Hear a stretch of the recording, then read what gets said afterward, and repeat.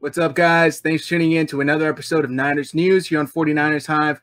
My name is Zach Hernandez, and as always, I'm joined by my co-host, Matt Llewellyn, and today we are going to be doing our Overreaction Monday. I know this is coming out on Tuesday, but we had to wait till Monday for the overreactions to come out.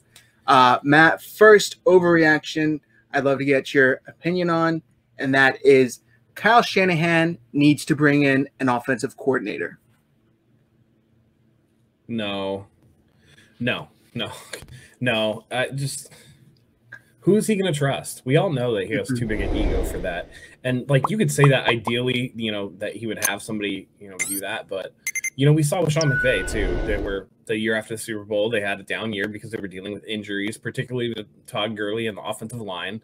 And they had a down year, but now they look like they're, on the comeback. So, it's not an ideal start to the system, but with the amount of injuries that we've had, especially on the offense, they've had no time to gel at all. And then you talk about people that we've lost, even if somebody, it's really weird. It's somebody as simple as Mike Person getting cut and then retiring.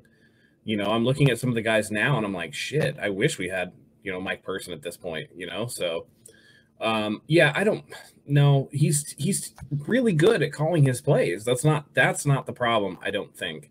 I think the problem is with the lack of urgency in getting personnel at spots that needed to be upgraded in the offseason. That's coming back to bite them now because of injuries. So I think that not addressing the interior O-line, not addressing the defensive backfield, those are the things that hurt you because you have 1, 2, 3 injuries, let alone the, 25, 30 injuries that the 49ers seem to have had so far. And you're not going to have the guys that you need. And there's a limit to what you can do with a certain level of talent. And with enough injuries, it doesn't matter how good your scheme is, how good a coach you are. It's hard to overcome those things. So, everybody talks about, I know Grant Cohn talks about this, that Kyle Shanahan's not a good head coach because he's not over 500. But then you look at the talent that he's had. When you think about Brian Hoyer and C.J. Beathard as his quarterbacks, and I was guilty of it in the reaction show too, to just kind of not defend Jimmy G when what he does more than the other quarterbacks is win games. So, there's a lot going on here that's more than just Kyle Shanahan not calling the right plays. I think there's a lot more that goes into it. And after watching his presser today, I kind of agree with the assessment that Jimmy just wasn't right out there, that there was a lot going on, and that they had to get him out of there before he was going to get destroyed. Because, that hit that Van Ginkel put on him, Rip Van Winkle, whatever that kid's name is, that was like that gif that we see of the 49ers hitting Drew Brees, where Drew Brees' neck, it's the giraffe neck, and you just see like Jimmy G's head snap. I guarantee you he's sore from that hit big time. And there were plays where he had to just run around. There were plays where he got hit before he even got his drop back finished. And I think there is something to the fact that he wasn't driving through his throws. And of course, when you're limited with your quarterback and you're limited with your O-line, that's going to affect everything else. So, even if the O-line played okay, they didn't play great, right? So I don't know. I think they need to, I want to see what happens. I want to see the resiliency of this team and see if they bounce back against the Rams before I really start to hone in on all of the negative things about this team, because one of the things that we know from last year's squad was they were pretty resilient, especially, you're starting to get guys back a little healthier. This has been a pop in the face, 0-3 at home. They get a chance to correct that, and, we got to see how they come out first before. I'll put it to you this way. If they come out with a statement win against the Rams, I think that we can, kind of look forward at the rest of the season with a little bit of optimism and, hey, maybe we're getting back on the right track. But if they drop this one to the Rams, that's, I'm going to have to call time on the season. It might be done. So, Yeah. I totally agree with you. I think it's an overreaction. If you look at it, Kyle Shanahan got to where he is in his career because of his offensive play calling. That's all he's, mastered in the NFL. He was able to turn Matt Schaub into a Pro Bowl quarterback. And then he went to Cleveland, I believe, from there, right? And he was able to get some good seasons there. Not great, obviously, but he did what he could do. And, the running game really excelled under him, obviously. Yeah. And then he got Johnny Manziel's best work out of him. He got Johnny. The whatever few good games he had. That was with Kyle, right. yeah. And then he goes to Atlanta, where Matt Ryan was underachieving. He didn't, he had Julio, but he didn't really have a supporting cast. He gave him a supporting cast. He helped build an offense around him and kind of fit his traits perfectly. Matt Ryan turned into a Pro Bowl quarterback, MVP quarterback, so it's like Kyle Shanahan is nothing without his offense. And we know he won't even draft a quarterback if he doesn't think he can listen to exactly what he wants him to do when it comes to executing his offense. So there's no way in hell he's going to hire somebody to call his play. Yeah. No way at all. And that's the one area where, like, all these people that are like, we need to go and get Trevor Lawrence and stuff like that. Man, it wouldn't shock me if we got, if somehow we got the number 1 pick, right? And Kyle Shanahan was just like, I don't know about this kid, and went in a different direction because he's so driven with the guys that he likes, and he's so picky that, I think that's something going forward that more so than an offensive coordinator. I think that it's something that maybe John Lynch needs to have a little more firm hand with the personnel that they're picking, because some of the guys that Shanahan seems to like, I don't think that they're like really good players. I think Kyle prefers the pretty good players that'll listen to him over the superstar players that he knows might be a headache down the line. And I just think that he has certain personality traits that he almost puts above physical traits. And you see that with like a lot of the guys that have failed because they don't quite have enough of an ego, if you will. They don't have their own type of arrogance or whatever. You see that with Akello, and you see that with Pettis. You know what I mean? So you can be a dog like Debo, but Debo to me doesn't strike me as like an out loud sort of leader. You know what I mean? Same thing with Nick Bosa, who will work as hard as anybody in the room, but he comes across as kind of a quiet kid. So I think he borderlines on players being a little too quiet, you know what I mean? And that's what we're seeing with Dante Pettis and them. So more so to me, I think that the player personnel side needs to kind of rein in Kyle on, some of his asks.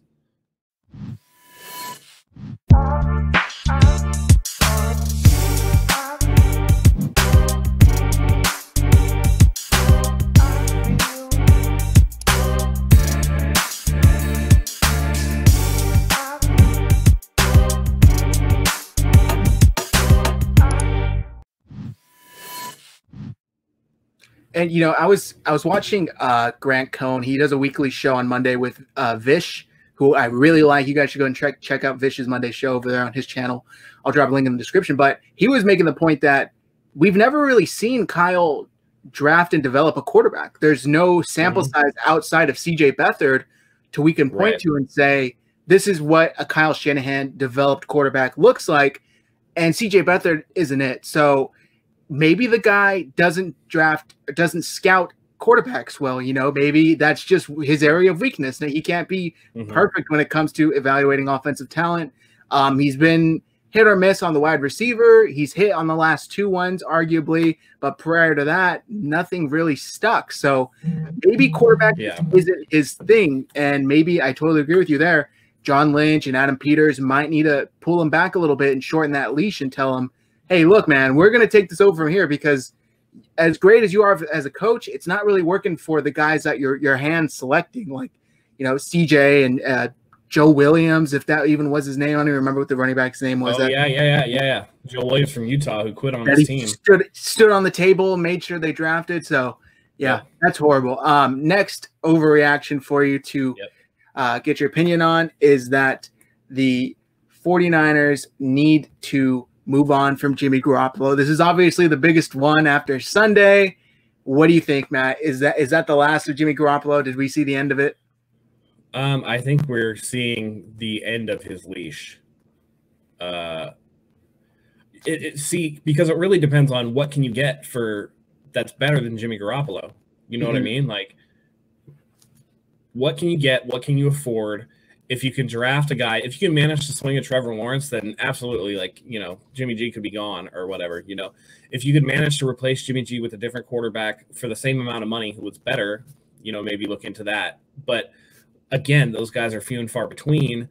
And, I see people saying, like, a lot of 49er fans today were tweeting about how Arthur Blank doesn't know if Matt Ryan's part of the future. And the 49er fans are like, oh, maybe get Matt Ryan. And it's like, Well, Matt Ryan's 35 going on 36 years old. Like we're talking quarterback of the future.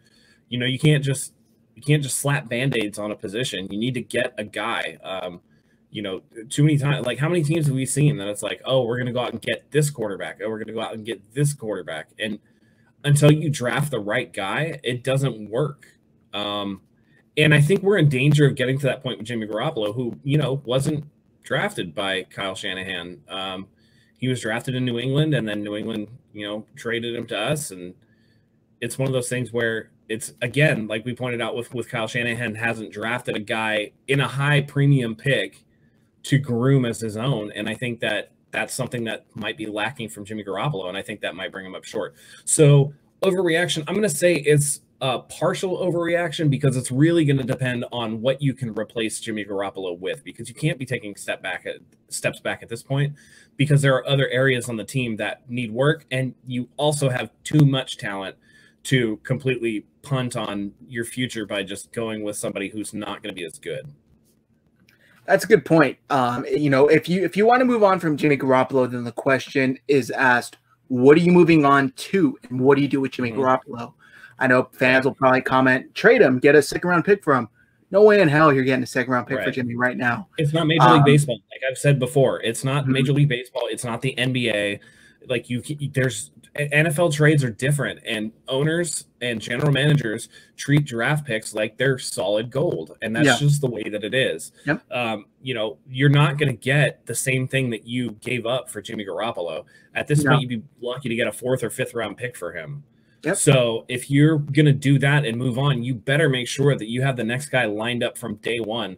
Otherwise, you're just wasting what could be, you know, what, again, Jimmy Garoppolo is a good quarterback. He had a really bad game, probably the worst game of his career yesterday. We're recording Monday. So, but that doesn't mean going forward that he can't be what he was last year. My opinion is that he's probably capped out on his growth. I don't know how much better he's going to get, but he was good enough last year to help lead this team to a Super Bowl. Right. So with that in mind, I mean, he wins games. His record is still overwhelmingly filled with wins, more so than losses. So until that changes, or until you come across something that's just so much exponentially better that you can't help but take it, I don't know what you would move on Jimmy Garoppolo for. You know what I mean? Like what you could get for him, what you would replace him with. You know, so from that aspect, it's an overreaction if you don't have a succession plan. It's like that old adage, don't quit your job until you have another one. And this is like, don't get rid of your quarterback unless you have another one on the way. Yep. And, you know, not only that, but it's like, you know, if you get somebody in there, which we've talked about before, do you get a young guy who then needs to sit and learn and build? Kyle Shanahan's offense isn't an offense that you could just sign somebody off the street and he'll pick it up by next Sunday. He needs months, if not, you know, they praised Jimmy for how quickly he grasped it. And it still took him, a month or a month and a half or so before he got in there. So, and even then, Kyle said it was a shortened playbook that he was running with. It wasn't until his next season that he was able to get the full playbook. So you got to ask, who do you move on to, and what do you do with Jimmy? What do you do with his contract? I know they have essentially an easy out after this year, but I just think, you know, you got to go with Jimmy at this point, because you've built the roster in a way, you've neglected the position. You know, didn't even scout guys like Mahomes and Watson and quarterbacks this year, because you said you were comfortable with the 3 you had. You had 3 Which great looks quarterbacks. Like a major oversight. Major. They neglected.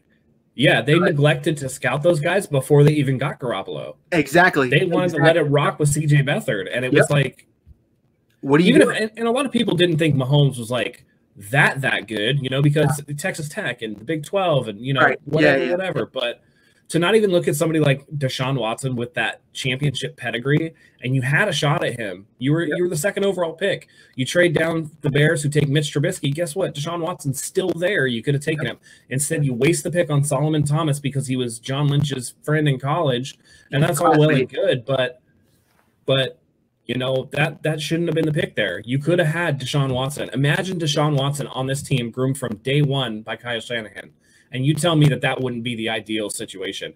This team is snake bit when it comes to quarterbacks. The last great quarterback that they picked in the draft was Joe Montana. You know, everything else has been Steve Young was a trade from Tampa. Yeah. You know, Jeff Garcia was a free agent that they signed, and you know he was okay for a few years. Alex Smith didn't really blossom until his last year and a half in San Francisco, and then he was gone. And they passed on Aaron Rodgers to draft Alex Smith. So this team is really snake bit when it comes to quarterbacks. You know, they picked Colin Kaepernick in the second round. He led us to a Super Bowl, but then his play diminished, and you know we all know that he should have had an opportunity to do something elsewhere. But his time in San Francisco was quite obviously over. He got benched for Blaine Gabbert. I mean, this team is snake bit when it comes to quarterbacks, and I just think that not doing that due diligence, there are areas of it where Kyle just seems to have this like tunnel vision and this blind spot for certain things. And so, you know, really where, again, like I said before, it's a personnel thing. So unless you have somebody to replace Jimmy and the personnel department gives Kyle a quarterback and says, no, this is the guy, make it work, you have to stick with Jimmy. I mean, that's basically what they did with Jimmy to begin with. Kyle wanted to wait for Kirk, and it's like, why the hell would you're passed up on, you know, Watson, Mahomes, all these guys, because you're so hell-bent on getting Kirk at the end of the season. And it's just like, man, even Kirk at his best is what, top 15 maybe, at his absolute best when everything's going well. He's got all his receivers healthy, maybe top 15. He was a third-round guy. He was a third-round pick. Yeah, yeah. So and that, I mean, that's a good point. They did draft him, but his dad. I just think that he has an aversion. I think he has an aversion to high quarterback selections for some reason. Yeah, I could see that. I don't think that he wants the pressure of not being able to develop the guy. I think he knows how hit or miss quarterbacks can be, and we've seen that. The Baker Mayfield, Sam Darnold, Josh Rosen draft turned into a disaster, and Lamar Jackson looks the best out of all those guys, and Josh Allen actually, who were selected way after those guys. So, you know, it just, you know, it's one of those things where you almost have to force his hand, drag him kicking and screaming into the room because, you know, even though it doesn't seem like he's in love with Jimmy Garoppolo, like he knows that Jimmy is the most talented quarterback on the team. So if John Lynch says, no, we're drafting this guy, deal with it, then there might be some tension there. But eventually Kyle will come around and he will coach him the best that he can. It's just a matter of, you know, it's like when you don't want to go to the gym, right? The best thing you can do is just drag your ass to the gym anyway, because once you're there, you're just going to work out. You know what I mean? So I think that's where we're at with that. Yeah, and it's like we're recording this as I just watched Justin Herbert light up the Saints 3 first-half touchdowns, tremendous mobility, a rocket for an arm, and I'm just sitting here thinking, why the hell can't we have that, man? That's what I want so badly. Yeah, and that's that keeping up with the Joneses mentality that we're going to have because we're struggling right now. And I think that that's something that I fell a victim to yesterday with, you know, I think I overreacted a little bit yesterday. I was really harsh on the team, but, you know, having a day to sleep on it, I just think that there's a lot of circumstances here that we're not accounting for, and I don't think that the season is over yet, but they definitely need to have a sense of urgency going forward. Yeah, 100%. And the 7-game stretch is really going to be the test. We'll find out what this team is made of. We'll find out what these coaches are made of going forward. One last question for you, Matt, before we wrap things up here. Yes or no question. Yeah. If for some reason Arizona took Nick Bosa at 1 in that draft, do they take Kyler? I don't think so. No. I think they would have gone. I don't think he's I don't think he's the type of quarterback that Kyle likes. Yeah, no, I don't think so either. I think they would have traded back and probably taken somebody like Josh Allen a little later. That makes sense. But guys, I think that's going to do it for us today. Make sure you subscribe to the channel for more videos just like this. I want to thank you all for tuning in to another episode of Niners News here on 49ers Hive. Like this video, share this video, get these overreactions out there. If they are overreactions to you, drop a comment below if you agree or disagree with our analysis. Go ahead and click the bell for notifications, turn them on so you never miss a video. And until next time, go Niners.